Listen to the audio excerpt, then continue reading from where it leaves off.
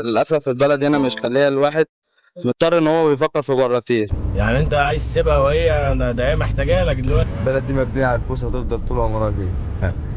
عمرها ما تنضف أبدا البلد دي. ما اظنش ان قصدك تكون خاين لبلدك. الموضوع ما بقاش قيود ولا قرش خلاك مع اهلك عويل.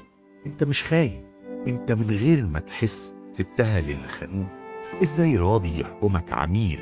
عبد الفتاح يحاصرنا، عبد الفتاح يقتلنا. خلال لقاءاتي بالرئيس السيسي أخذت انطباعا رائعا ليس من زعامته فحسب وإنما من ذكائه أيضا. ازاي وصلت انك راضي ببيع جزرك؟ ازاي ترضى بان عدوك يحط سد على النيل؟ ازاي ساكت على ارض مصر يطرد منها اهلها وتتباع للكفيل؟ سكوتك موت، سكوتك بيزود حوالين رقابنا من النار الجلود. اقسم بالله احنا قاعدين على طين، يعني الفرشه دي على طين.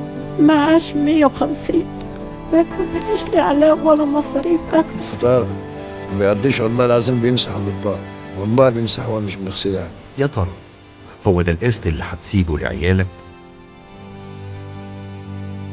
يا مصري فوق، وصل صوتك معانا وما تسيبش بلدك تضيع.